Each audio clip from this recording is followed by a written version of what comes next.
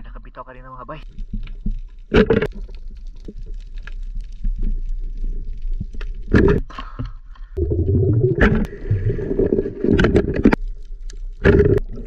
Bayang mga bay, oh.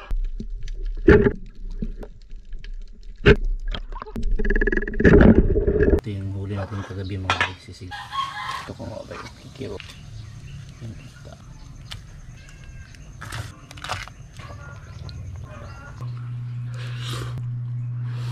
Masa kagabi mga bay. Yan mga bay, mamana tayo ulit mga bay. Yun, ganun pa rin mga bay. Pa rin yung kasama natin mga bay, oh. The legendary mga bay. Yun, sana mga bay, pala rin tayo, makahuli man lang mga bay. Pangulam-ulam. Kung marami-rami mga bay, ay makapagbinta tayo. Yun. Ang oras natin ay alas 8:05 mga bay. Yan, ito yung gamit ating watch mga bay, Sanda watch mga bay na diving watch. Yun, are you ready? Yun mga bay, abangan nyo ating pamamana mga bay. Ayan mga bay, sa ating unang dive ay nakakita tayo kaagad mga bay ng isang lipty mga bay. Ayan po. At ayos na to mga bay, yung laki ng lipty na to mga bay ay good size na, kaya pinana na natin mga bay. Isang lipty mga bay, masarap ito sa sinabawan mga bay. At ito mga bay, meron tayong nakitang isang lapo kaagad mga bay. Ayan o, good size na to mga bay, siguro mga 4 to 5 grams mga bay yung kanyang laki mga bay. Kaya solve kaagad mga bay yung ating pangalawang huli mga bay na lapo-lapo. Ayan, basta sa spot na to mga bay, di po tayo nasisiro sa lapo-lapo mga bay, dahil parang bahaya na ata nila to dahil may kawayanan. Ayun po. At ito mga bay, isdang paborito natin mga bay, ikikiro mga bay. Kahit sa anong uri ng luto mga bay, sinigang, paksiw o mapainihaw mga bay, ay masarap ito mga bay, ang isdang kikiro. At ito mga bay, napana ko na kaagad mga bay yung isang samaral, dahil sa sobrang bilis niya mga bay, kaya sayang naman kung hindi natin pinana mga bay. Huli yung click ng ating camera mga bay, kaya ito, ang laki nito mga bay ng samaral na ito. Ayun mga bay, nakapangalawan tayo mga bay ng samaral. Halos magkakatabi lang sila mga bay. Ang tawag nito sa amin ay aswang mga bay, pero uri pa rin to siya ng rabbit fish or samaral. Ayan o, sobrang lapad nito mga bay, kulang-kulang siguro 1 kilo to mga bay, yung isang piraso lang. Kaya nakajackpot na naman tayo mga bay ng mga samaral mga bay. At ito ulit mga bay, bumungat ulit yung kikiro. Ayan, gaya ng sinasabi ko, isdang masarap sa sinabawan mga bay, itong isdang kikiro mga bay. Walang payat po niyan mga bay, sa kahit anong uri ng luto mga bay, yung ating huling isdang kikiro. At ito mga bay, nakakita ulit tayo ng isang pakul. Ayan, pakul mga bay, masarap ito sa inihaw. Isdang pakul ito mga bay sa amin. At ang masarap nito mga bay ay ang kanyang atay mga bay, dahil sa sobrang taba po ng atay nito ng isdang pakul mga bay. At ito na naman, meron na naman tayong nakitang isdang kikiro.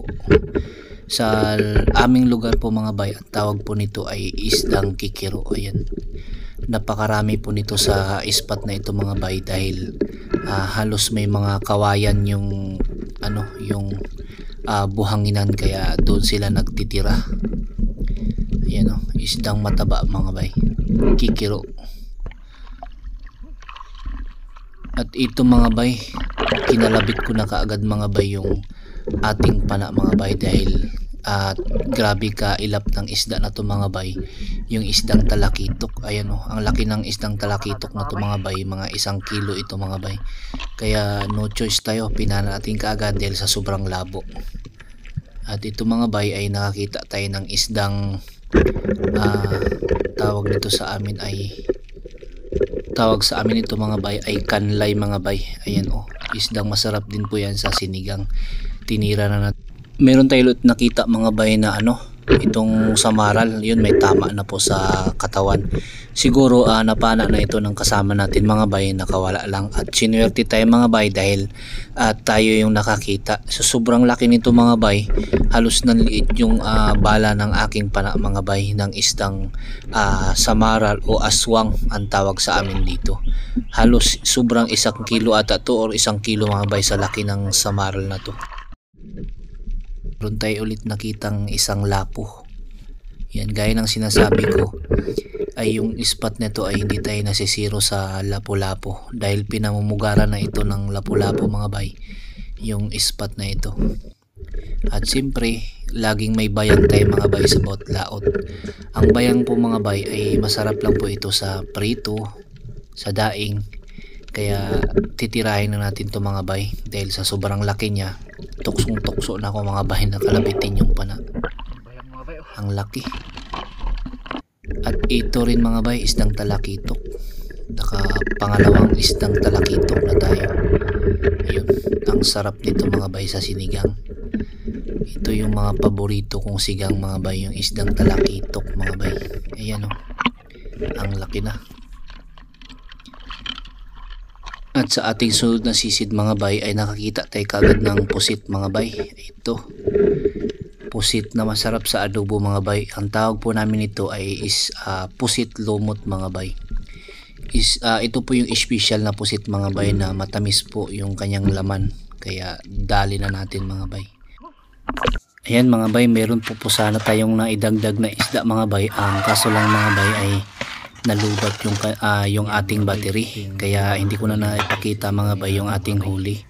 Ngayon mga bay, dahil sa nalubat tayo mga bay, ito niluto na natin kaagad mga bay yung ating sinigang mga bay. Sinigang, ito paborito ko mga bay, kikiro.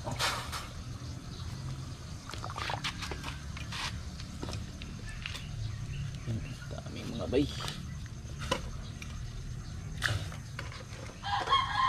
Sigang muna tayo mga bay ng pangmalakasan mga bay.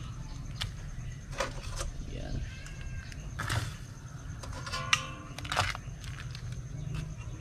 Yan mga bay, kulo na mga bay. Ating sinigang. Lagyan natin ng magic o ng sinigang.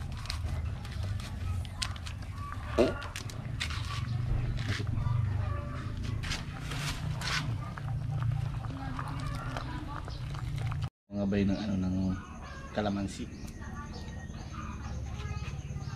Ito.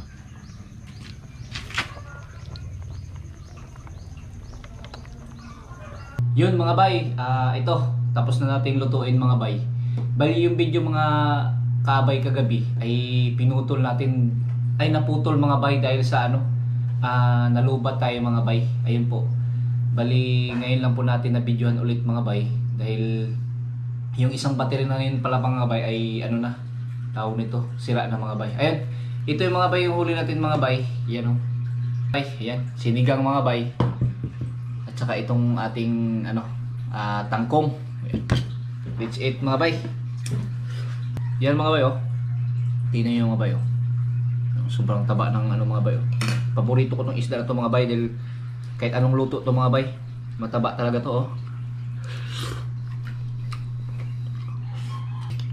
Kamu ba? Grabe siya ba?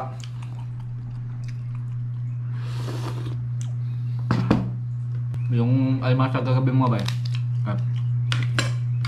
Grabing aligi mga bay. Matataba ngayon yung alimasag mga bay. Mainit pa mga bay.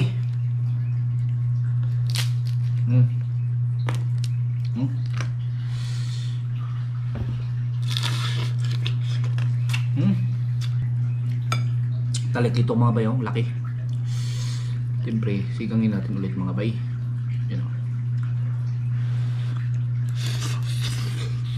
Sarap to mga bay, adobo.